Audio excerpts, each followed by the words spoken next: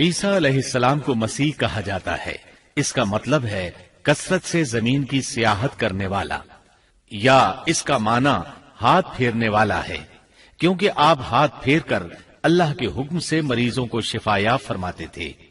آپ کی پیدائش اللہ تعالیٰ کا ایک بہت عظیم معجزہ ہے۔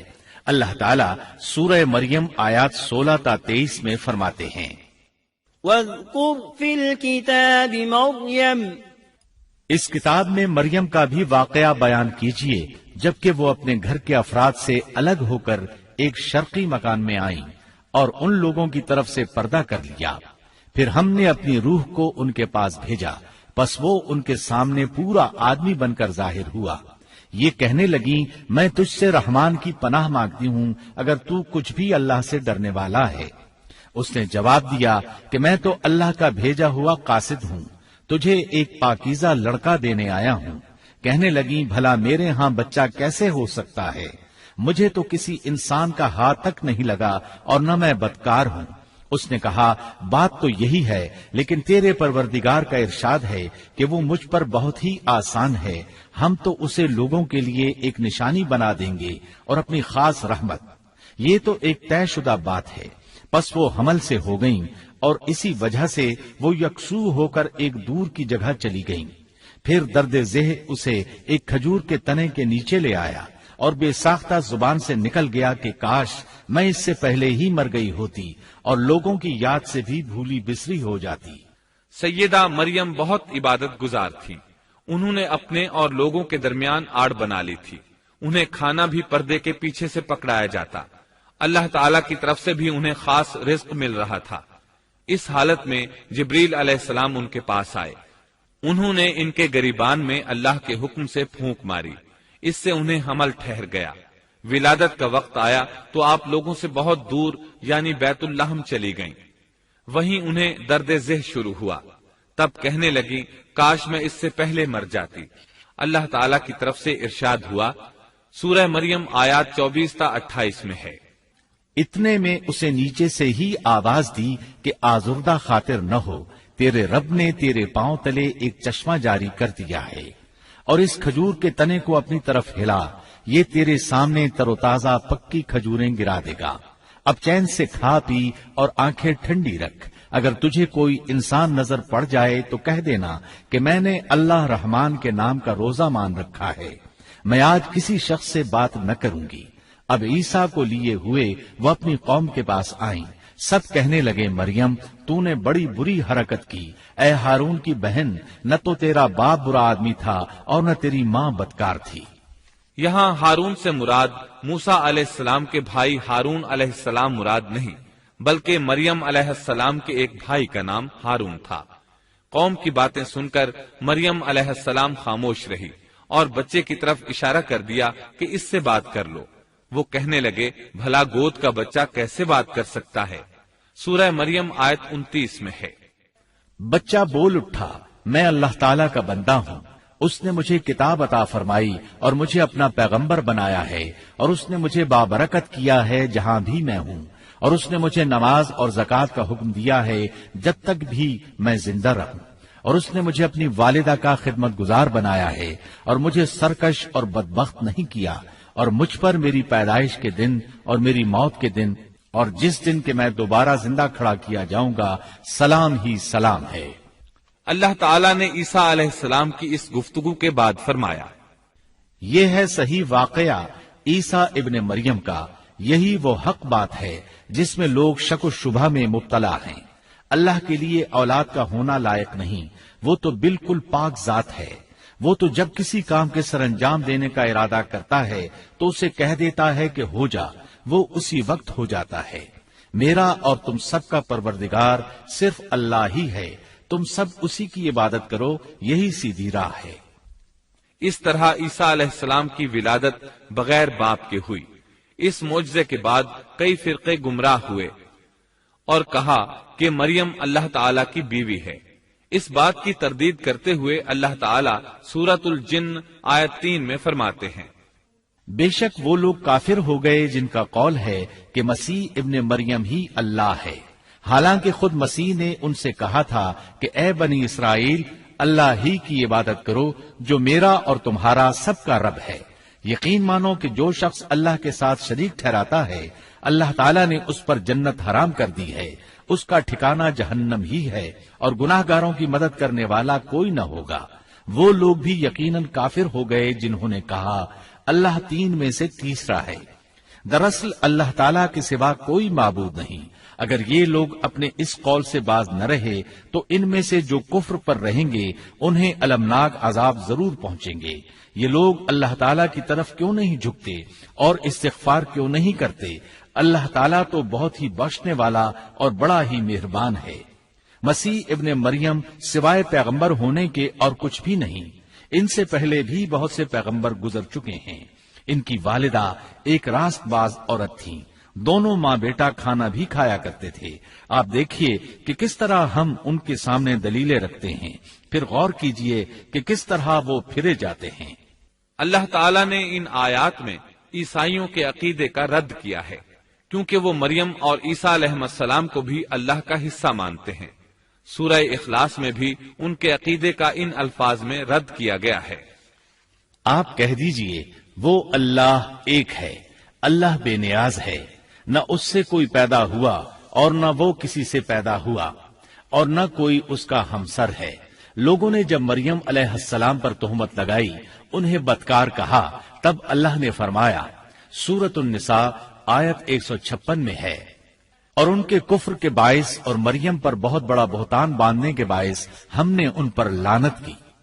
اسی طرح سورہ آل عمران آیت 59 میں اللہ تعالیٰ فرماتے ہیں، اللہ کے نزدیک عیسیٰ کی مثال ہو بہو آدم کی مثال ہے، جسے مٹی سے پیدا کر کے کہہ دیا کہ ہو جا، پس وہ ہو گیا۔ عیسائیوں کا مریم اور عیسیٰ علیہ السلام کے بارے میں یہ بہت بڑا جھوٹ ہے کہ عیسیٰ علیہ السلام اللہ کے بیٹے اور مریم اللہ کی بیوی ہیں۔ اللہ تعالیٰ سورہ مریم آیت 88 تا 95 میں فرماتے ہیں، ان کا قول تو یہ ہے کہ اللہ رحمان نے بھی اولاد اختیار کی ہے۔ یقیناً تم بہت بری اور بھاری چیز لائے ہو۔ قریب ہے کہ اس بہتان کی وجہ سے آسمان پھٹ جائیں اور زمین شق ہو جائے اور پہاڑ ریزہ ریزہ ہو جائیں کہ وہ رحمان کی اولاد ثابت کرنے بیٹھیں۔ شان رحمان کے لائق نہیں کہ وہ اولاد رکھے۔ آسمانوں اور زمین میں جو بھی ہیں سب کے سب اللہ کے غلام بن کر ہی آنے والے ہیں۔ ان سب کو اس نے گھیر رکھا ہے اور سب کو پوری طرح گن بھی رکھا ہے۔ یہ سارے کے سارے قیامت کے دن اکیلے اس کے پاس حاضر ہونے والے ہیں۔ اللہ تعالیٰ سورۃ الانعام آیت 101 میں فرماتے ہیں، وہ آسمانوں اور زمین کا موجد ہے۔ اللہ تعالیٰ کے ہاں اولاد کہاں ہو سکتی ہے، حالانکہ اس کی کوئی بیوی تو ہے ہی نہیں، اور اللہ تعالیٰ نے ہر چیز کو پیدا کیا ہے اور وہ ہر چیز کو خوب جانتا ہے۔ اسی طرح اللہ تعالیٰ سورۃ الزخرف آیت 81 میں فرماتے ہیں، آپ کہہ دیجئے کہ اگر بالفرض رحمان کی اولاد ہوتی تو میں سب سے پہلے عبادت کرنے والا ہوتا۔ مطلب یہ کہ تم بغیر کسی دلیل کے ایسی بات کہے جا رہے ہو۔ عیسیٰ علیہ السلام پرورش پاتے رہے، آپ کی پرورش بیت اللحم میں ہوئی۔ آپ نے بچپن ہی میں کافی علم حاصل کر لیا، کیونکہ آپ کو اور آپ کی والدہ کو اللہ تعالیٰ نے جہان والوں کے لیے اپنی قدرت کی نشانی ٹھہرایا ہے۔ اللہ تعالیٰ سورۃ المؤمنون آیت 50 میں فرماتے ہیں، اور ہم نے ابن مریم اور ان کی والدہ کو ایک نشانی بنایا اور ان دونوں کو بلند اور صاف قرار والی اور جاری پانی والی جگہ میں پناہ دی۔ علماء کہتے ہیں کہ مریم علیہ السلام بیت اللحم سے بیت المقدس کی طرف منتقل ہو گئیں۔ بیت المقدس کے پاس ایک اونچی جگہ تھی، اس میں پانی کا چشمہ بھی تھا اور پھل بھی تھے۔ عیسیٰ علیہ السلام بڑے ہو گئے، ان میں علم و حکمت اور اصلاح کی علامات واضح ہو رہی تھیں، لیکن ابھی تک آپ کو نبوت نہیں ملی تھی، یہاں تک کہ آپ کی عمر 30 سال ہو گئی۔ تب اللہ تعالیٰ نے آپ کو انجیل عطا فرمائی۔ اس کے بعد آپ نے اللہ کے رسول کی حیثیت سے دین کی دعوت شروع کی۔ اللہ تعالیٰ سورۃ المائدہ آیت 46 میں فرماتے ہیں، اور ہم نے ان کے پیچھے عیسیٰ ابن مریم کو بھیجا جو اپنے سے پہلے کی کتاب تورات کی تصدیق کرنے والے تھے، اور ہم نے انہیں انجیل عطا فرمائی جس میں نور اور ہدایت تھی، اور وہ اپنے سے پہلے کی کتاب تورات کی تصدیق کرتی تھی اور پرہیزگار لوگوں کے لیے سراسر ہدایت اور نصیحت تھی۔ اکثر مفسرین کا اس پر اتفاق ہے کہ عیسیٰ علیہ السلام کو 30 سال کی عمر میں انجیل عطا کی گئی، ساتھ ہی اللہ تعالیٰ نے انہیں عظیم معجزات عطا فرمائے۔ سورہ آل عمران آیت 48 اور 49 میں اللہ تعالیٰ فرماتے ہیں، اور اللہ اسے لکھنا اور حکمت اور تورات اور انجیل سکھلائے گا، اور وہ بنی اسرائیل کی طرف رسول ہوگا کہ میں تمہارے پاس تمہارے رب کی نشانی لایا ہوں۔ میں تمہارے لیے پرندے کی شکل کی طرح مٹی کا پرندہ بناتا ہوں، پھر اس میں پھونک مارتا ہوں تو وہ اللہ تعالیٰ کے حکم سے پرندہ بن جاتا ہے، اور اللہ کے حکم سے میں مادرزاد اندھے کو اور کوڑھی کو اچھا کر دیتا ہوں، اور مردے کو جلا دیتا ہوں، اور جو کچھ تم کھاؤ اور جو اپنے گھروں میں ذخیرہ کرو میں وہ تمہیں بتا دیتا ہوں۔ اس میں تمہارے لیے بہت بڑی نشانی ہے اگر تم ایماندار ہو۔ اس طرح عیسیٰ علیہ السلام بنی اسرائیل کی طرف مبعوث ہوئے۔ تمام نبی کسی خاص قوم کی طرف مبعوث ہوئے ہیں، جبکہ نبی اکرم صلی اللہ علیہ وسلم تمام انسانوں اور جنوں کے لیے رسول بنا کر بھیجے گئے۔ یہ آپ کی خصوصیات میں سے ایک امتیازی خصوصیت ہے۔ اللہ تعالیٰ نے عیسیٰ ابن مریم علیہ السلام کو عظیم معجزات عطا فرمائے۔ پیدائشی اندھا بینا ہو جاتا، کوڑھی کا کوڑھ دور ہو جاتا، برس والے کے جسم پر ہاتھ پھیر دیتے تو اس کا برس ختم ہو جاتا، مٹی کے پرندے بنا کر پھونک مارتے تو وہ اڑنے لگتے۔ لیکن سب سے بڑا معجزہ اللہ تعالیٰ نے آپ کو یہ عطا فرمایا کہ آپ نے اللہ کے حکم سے مردوں کو زندہ کیا۔ سورہ آل عمران آیت 50 اور 51 میں ہے، اور میں تورات کی تصدیق کرنے والا ہوں جو مجھ سے پہلے ہے، اور میں اس لیے آیا ہوں کہ تم پر بعض وہ چیزیں حلال کر دوں جو تم پر حرام کر دی گئی ہیں، اور میں تمہارے پاس تمہارے رب کی نشانیاں لایا ہوں، اس لیے تم اللہ سے ڈرو اور میری فرمانبرداری کرو۔ یقین مانو کہ میرا اور تمہارا رب اللہ ہی ہے، تم سب اسی کی عبادت کرو، یہی سیدھی راہ ہے۔ لوگوں نے تمام نشانیاں دیکھی لیکن پھر بھی کفر پر ڈٹے رہے، عیسیٰ علیہ السلام کی تکذیب کرتے رہے۔ اللہ تعالیٰ سورہ آل عمران آیت 52 میں فرماتے ہیں، مگر جب عیسیٰ نے ان کا کفر محسوس کر لیا تو کہنے لگے، اللہ کی راہ میں میری مدد کرنے والا کون ہے؟ حواریوں نے جواب دیا کہ ہم اللہ کی راہ کے مددگار ہیں، ہم اللہ پر ایمان لائے اور آپ گواہ رہیے کہ ہم تابعدار ہیں۔ سورۃ الصف میں اللہ تعالیٰ عیسیٰ علیہ السلام کی زبانی فرماتے ہیں کہ انہوں نے ایمانداروں کو مخاطب کر کے کہا، اے ایمان والو، تم اللہ کے مددگار بن جاؤ، جس طرح مریم کے بیٹے عیسیٰ نے حواریوں سے فرمایا کہ کون ہے جو اللہ کی راہ میں میرا مددگار بنے؟ حواریوں نے کہا، ہم اللہ کی راہ میں مددگار ہیں۔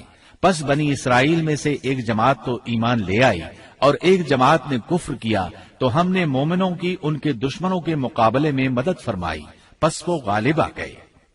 اس کے بعد اللہ تعالیٰ نے دین عیسوی کو یہودیوں کے مذہب پر غالب کر دیا۔ جب لوگوں نے کفر کیا اس وقت صرف حواری آپ پر ایمان لائے تھے، ان کی تعداد صرف 12 تھی۔ بعد میں دین عیسوی کو اللہ تعالیٰ نے مکمل طور پر غلبہ عطا فرمایا۔ حواری ایمان ضرور لائے تھے لیکن ان میں کسی قدر تردد تھا۔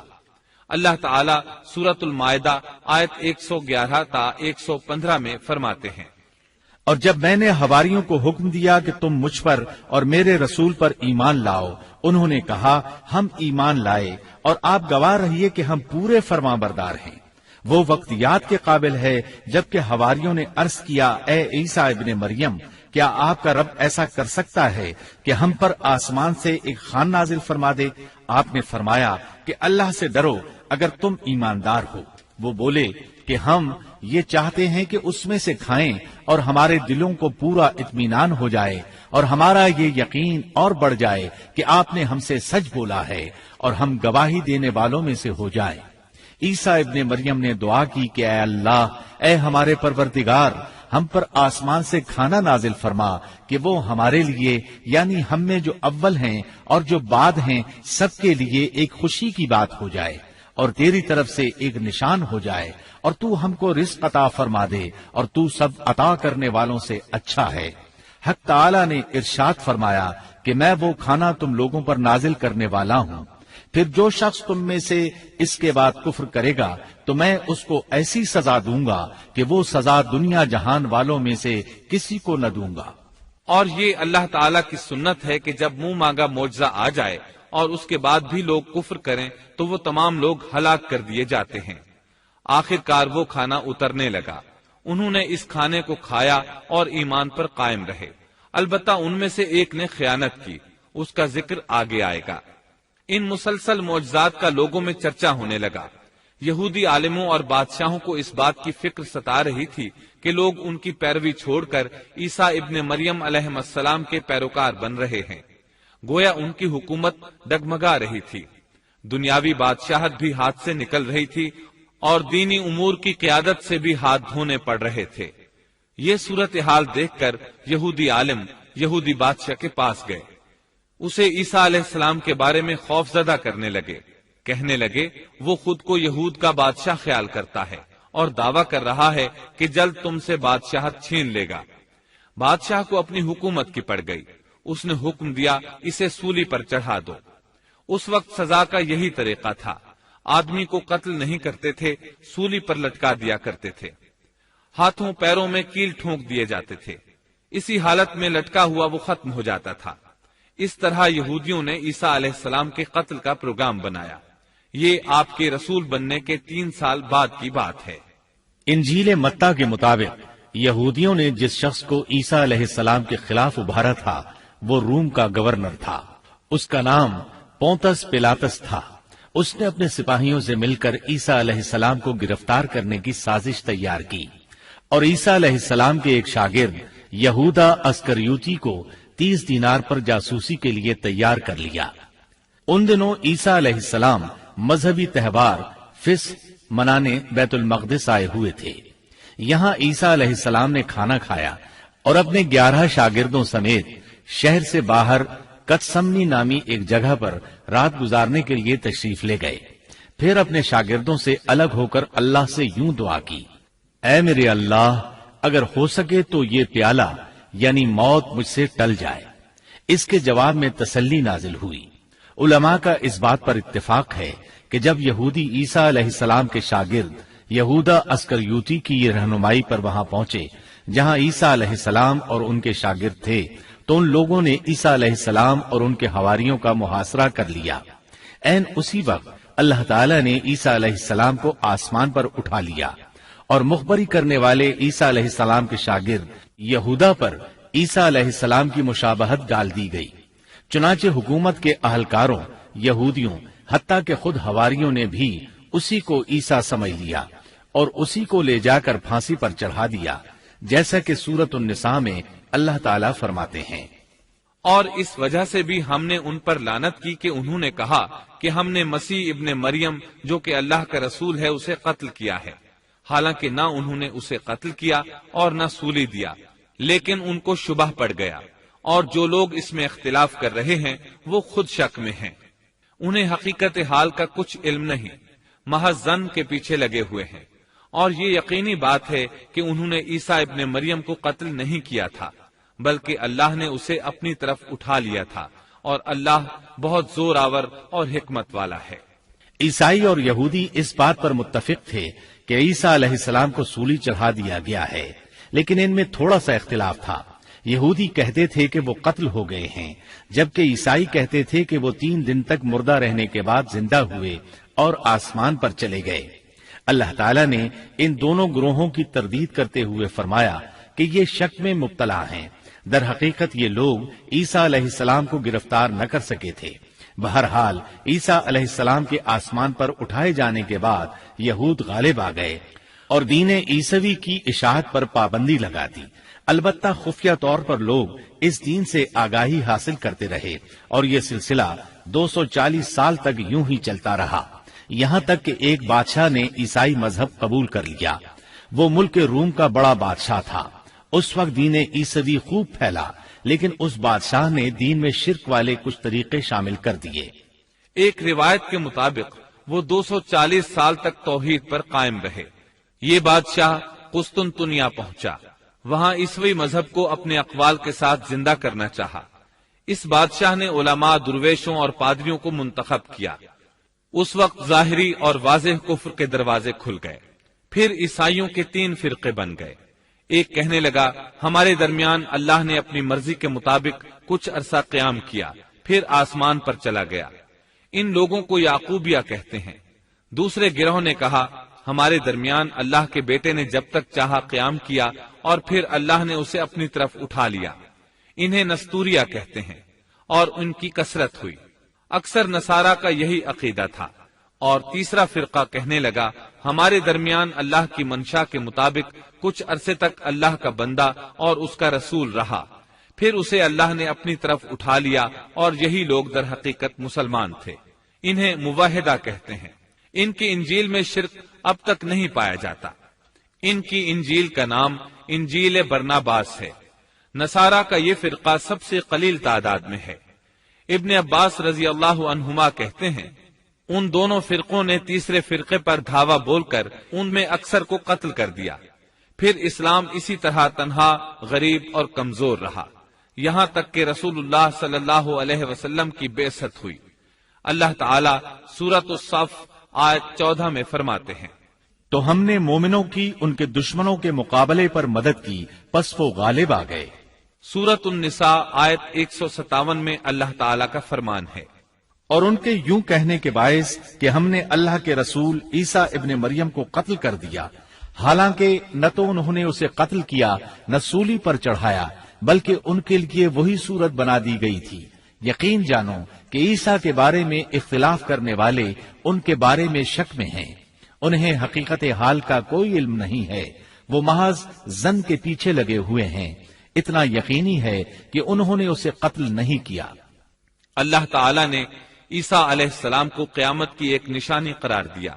سورۃ الزخرف آیت 61 میں ہے اور یقیناً عیسیٰ قیامت کی علامت ہے، پس تم قیامت کے بارے میں شک نہ کرو اور میری فرما برداری کرو، یہی سیدھی راہ ہے۔ قیامت کے قریب عیسیٰ علیہ السلام آسمان سے نازل ہوں گے، اور ان کا نزول اس بات کی علامت ہوگا کہ اب قیامت قریب ہے۔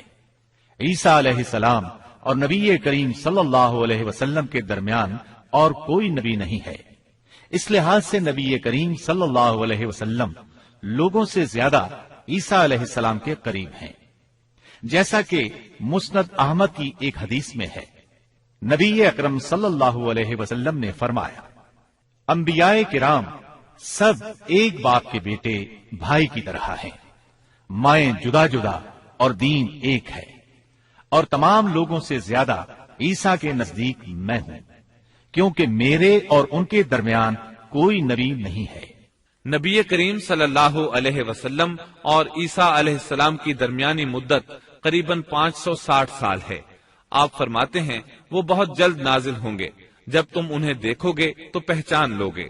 وہ درمیانے قد کے ہیں، ان کا چہرہ سفید اور سرخی مائل ہے، ان کے سر کے بال سیدھے ہیں، ان کے بالوں سے پانی کے قطرے گرتے محسوس ہوں گے، حالانکہ ان کا سر بالکل خشک ہوگا۔ وہ مسجد دمشق کے سفید منارے پر اتریں گے، صلیب کو توڑ دیں گے، خنزیر کو قتل کر دیں گے، جزیے کو ختم کر دیں گے، عیسائیت سمیت تمام باطل دینوں کو ختم کر دیں گے، نصرانیت کی تمام علامات مثلاً صلیب اور خنزیر کا خاتمہ کر دیں گے۔ ان کے زمانے میں تمام مذہب ختم ہو جائیں گے، صرف اسلام باقی رہ جائے گا۔ دجال کو بھی اللہ عیسیٰ علیہ السلام کے ہاتھوں قتل کرا دیں گے۔ پوری زمین پر صرف اسلام ہوگا، ساری زمین امن کا گہوارہ بن جائے گی، یہاں تک کہ بکری اور شیر مل کر زندگی بسر کریں گے، بچے سانپوں سے کھیلیں گے، کوئی کسی کو تکلیف نہیں پہنچائے گا۔ عیسیٰ علیہ السلام زمین پر 40 سال قیام کریں گے، پھر آپ کی وفات ہو جائے گی۔ مسلمان آپ کی نماز جنازہ ادا کر کے آپ کو دفن کریں گے۔ قیامت کے دن اللہ تعالیٰ ان سے فرمائیں گے، سورۃ المائدہ آیات 116 اور 117 میں ہے، اور وہ وقت بھی قابل ذکر ہے جب اللہ فرمائے گا کہ عیسیٰ ابن مریم، کیا تم نے ان لوگوں سے کہا تھا کہ مجھے اور میری ماں کو بھی اللہ کے علاوہ معبود قرار دے لو؟ عیسیٰ عرض کریں گے کہ تو پاک ہے، مجھے کسی طرح لائق نہ تھا کہ میں ایسی بات کہتا جس کے کہنے کا مجھے کوئی حق نہیں۔ اگر میں نے کہا ہوگا تو تجھے اس کا علم ہوگا، تو میرے دل کے اندر کی بات بھی جانتا ہے، اور جو کچھ تیرے نفس میں ہے میں اس کو نہیں جانتا۔ तमाम गैबों का जानने वाला तू ही है। मैंने तो उनसे और कुछ नहीं कहा मगर सिर्फ वही जो तूने मुझे हुक्म फरमाया था कि तुम अल्लाह की बंदगी इख्तियार करो, जो मेरा भी रब है और तुम्हारा भी रब है। मैं उन पर गवाह रहा जब तक उनमें रहा, फिर जब तूने मुझे उठा लिया तो तू ही उन पर निगरान था और तू हर चीज की पूरी खबर रखता है। अल्लाह ताला अहले किताब को मुखातिब करके सूरत उन-निसा आयात 171 और 172 में फरमाते हैं, ए अहले किताब, अपने दीन के बारे में हद से न गुजर जाओ और अल्लाह पर बजुज हक के और कुछ न कहो। मसीह ईसा इब्ने मरियम तो सिर्फ अल्लाह के रसूल और उसके हुक्म हैं, जिसे उसने मरियम की तरफ डाल दिया था और उसके पास की रूह हैं। इसलिए तुम अल्लाह को और उसके सब रसूलों को मानो और न कहो कि अल्लाह तीन है। इससे बाज आ जाओ कि तुम्हारे लिए बेहतरी है। अल्लाह इबादत के लायक तो सिर्फ एक ही है और वो इससे पाक है कि उसकी औलाद हो। उसी के लिए है जो कुछ आसमानों में है और जो कुछ जमीन में है, और अल्लाह काफी है काम बनाने वाला। सैयदना ईसा अलैहिस्सलाम को अल्लाह ताला ने किताब इंजील अता फरमाई थी। ये किताब बस तौरात ही की दुरुस्त शक्ल थी। मतलब ये कि सैयदना ईसा अलैहिस्सलाम की बुनियादी तालीम अगरचे तौरात के मुताबिक थी, लेकिन यहूदियों ने तौरात में रद्दो बदल कर दिया था। इसलिए अल्लाह ताला ने सैयदना ईसा अलैहिस्सलाम को इंजील अता फरमाई। सैयदना ईसा अलैहिस्सलाम को नबूवत मिली तो आपने उन सब की इस्लाह की कोशिशें शुरू की। उस वक्त के यहूदी भी 4 तबकात में बंट गए थे। उनके अकायद वो नहीं रहे थे जो मूसा अलैहिस्सलाम ने उन्हें दिए थे। आपने उन सब के अकायद का जायजा लिया और उनकी इस्लाह के लिए अपनी जिंदगी वक्फ कर दी। लेकिन उन बदबख्तों ने आपकी बातें मानने से यकसर इनकार कर दिया। न सिर्फ ये कि तालीमात का इनकार किया, बल्कि आपके दुश्मन भी हो गए। सैयदना ईसा अलैहिस्सलाम पर जो किताब नाजिल हुई उसका नाम इंजील है, लेकिन आज ईसाइयों के यहाँ 4 इंजीलें राइज हैं। यहाँ सवाल ये पैदा होता है कि मौजूदा 4 इंजीलें वही हैं या ये सैयदना ईसा अलैहिस्सलाम के बाद तसनीफ की गई हैं। ये एक ऐसा सवाल है जो मुद्दत से सवाल ही चला आ रहा है। ईसाई हजरात इस सवाल का जवाब देने से कासिर हैं। ईसाई आलिम तक इस बात का इकरार करते नजर आते हैं कि इनमें से कोई एक इंजील भी मसीह अलैहिस्सलाम की इंजील नहीं है और न उसका खालिस तर्जुमा है। मौजूदा इंजीलों के बारे में ईसाइयों के यहाँ कोई ऐसी सनद मौजूद नहीं जिसकी बिना पर वो कह सकें कि उनकी रवायात का सिलसिला सैयदना ईसा अलैहिस्सलाम या उनके शागिर्दों तक पहुंचता है। खुद ईसाइयत की मजहबी तारीख इस बात की गवाह है कि पहली सदी ईसवी से चौथी सदी ईसवी के शुरू तक ईसाइयों में 21 से ज्यादा इंजीलें इल्हामी यकीन की जाती थीं। लेकिन 325 ईस्वी में इनमें से 4 को मुंतखब करके बाकी को गैर मुस्तनद करार दे दिया गया। 4 इंजीलों का ये इंतखाब भी किसी तारीखी या इल्मी बुनियाद पर नहीं किया गया था, बल्कि इसके लिए एक तरह की फाल निकाली गई थी। इस फाल को इल्हामी इशारा समझ लिया गया था। इन 4 इंजीलों में मत्ता की इंजील सबसे कदीम गिनी जाती है। इसके बावजूद ईसाइयों के पुराने आलिम ये बात तस्लीम करते हैं कि ये इंजील मत्ता असली नहीं बल्कि उसका तर्जुमा है, इसलिए कि असल किताब अबरानी जुबान में थी जो अब नापैद और जाया हो गई है। और मौजूदा तर्जुमे के बारे में कतई तौर पर यह नहीं कहा जा सकता कि ये असल जुबान का तर्जुमा है, जबकि मुतर्जिम का नाम तक मालूम नहीं और न ये पता है कि तर्जुमा हुआ के जमाने में था। दूसरी इंजील मरकुस की इंजील है। इसके बारे में मशहूर ईसाई आलिम पतरस गोमाग अपनी किताब में मरकुस के सवाने हयात पर लिखता है कि ये नस्लन यहूदी था और ईसा अलैहिस्सलाम के हवारी पतरस का शागिर्द था। जब रूमियों ने ईसाइयत इख्तियार कर ली तो उसने उनके मुतालबे पर ये इंजील तसनीफ की। वो सन 68 ईस्वी में सिकंदरिया के कैद खाने में बुत परस्तों के हाथों कत्ल हुआ। तीसरी इंजील लूका की इंजील है। ईसाई आलिमों में मत्ता की इंजील के बारे में जितने इख्तिलाफात हैं उनसे ज्यादा लूकाई इंजील में मौजूद हैं। خود لوقا نے اپنی انجیل کے بارے میں لکھا ہے کہ یہ انجیل اس نے شاہ فیلس کے ساتھ خط و کتابت کی بنیاد پر لکھی ہے۔ وہ اسے مخاطب کر کے لکھتا ہے کہ سچ کی باتیں جن لوگوں نے کانوں سے سنی تھیں انہوں نے ہم تک جس طرح پہنچائی ہیں ان کو بہت سے لوگ ہم سے نقل کر رہے ہیں، اس لیے میں ضروری سمجھتا ہوں کہ ان کو خود ہی صحیح طریقے پر کر دوں تاکہ تمہیں صحیح حقیقت معلوم ہو جائے۔ اس سے صاف معلوم ہوتا ہے کہ لوقا نے سیدنا مسیح علیہ السلام کا زمانہ نہیں پایا۔ اس کے ساتھ عیسائی عالم یہ بھی بیان کرتے ہیں کہ لوقا کی انجیل مرقس کی انجیل کے بعد وجود میں آئی اور پطرس اور پولوس کے مرنے کے بعد تصنیف کی گئی ہے۔ دراصل لوقا انطاکیہ شہر میں طب کا پیشہ کرتا تھا۔ اس نے عیسیٰ علیہ السلام کو نہیں دیکھا اور عیسائیت کو سینٹ پال یعنی پولوس سے سیکھا، اور سینٹ پال کے بارے میں یہ بات تحقیق کو پہنچ چکی ہے کہ وہ دراصل متعصب یہودی تھا۔ عیسائیت کا بدترین دشمن خیال کیا جاتا تھا۔ وہ عیسائیوں کے خلاف اپنی جد و جہد جاری رکھے ہوئے تھا، مگر جب اس نے دیکھا کہ اس کی تمام تر مخالفتوں اور رکاوٹوں کے باوجود عیسائیت ترقی کرتی جا رہی ہے اور روکے نہیں رک رہی، تو اس نے مکر و فریب سے کام لیا اور اچانک اعلان کیا کہ مجھ سے ایک عجیب معجزہ سرزد ہوا ہے۔ میں صحت کی حالت میں تھا کہ میں ایک دم زمین پر گرا جیسے کوئی کسی کو کشتی میں پچھاڑ دیتا ہے، اور اسی حالت میں مسیح علیہ السلام نے مجھے چھوا اور سخت الفاظ میں کہا کہ خبردار، آئندہ ہرگز میرے پیروکاروں کے خلاف کوئی قدم نہ اٹھانا۔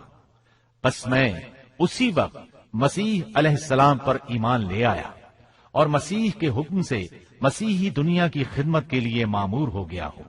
مسیح نے مجھ سے کہا ہے کہ میں لوگوں کو مسیح کی انجیل کی بشارت سنا دوں اور اس کی پیروی کی ترغیب دوں۔ اس طرح اس نے آہستہ آہستہ کلیسا پر ایسا قبضہ کیا کہ دین عیسوی کی اصل صداقتوں کو مٹا کر اسے بدعتوں اور رسومات کا مجموعہ بنا ڈالا اور پوری مسیحیت کو بت پرستی میں تبدیل کر دیا۔ آج جو عیسائیت قائم ہے وہ اسی پولوس کی ایجاد کردہ مسیحیت ہے۔ لہذا اس کے بعد کون دعویٰ کر سکتا ہے کہ اس کے شاگرد لوقا کی انجیل الہامی انجیل ہے؟ چوتھی انجیل یوحنا کی انجیل ہے۔ اس کے بارے میں عیسائیوں کا عام عقیدہ ہے کہ یہ سیدنا عیسیٰ علیہ السلام کے محبوب شاگرد یوحنا زبدی کی تالیف ہے۔ یوحنا عیسیٰ علیہ السلام کے 12 حواریوں میں سے ایک تھا۔ یوحنا کی انجیل کو ان کی انجیل کہا جاتا ہے، لیکن خود عیسائی عالموں کا یہ دعویٰ ہے کہ یوحنا کی انجیل خود یوحنا کی تصنیف کردہ نہیں ہے۔ یہ تھا ان انجیلوں کا تعارف۔ اس سے ان کی حقیقت واضح ہو جاتی ہے۔ عیسیٰ علیہ السلام اللہ کے نبی، رسول اور پیغمبر ہیں۔ ان کے بعد سوائے نبی کریم صلی اللہ علیہ وسلم کے کوئی نبی نہیں آیا۔ نبی کریم صلی اللہ علیہ وسلم افضل النبیین ہیں، افضل المرسلین اور خاتم النبیین ہیں۔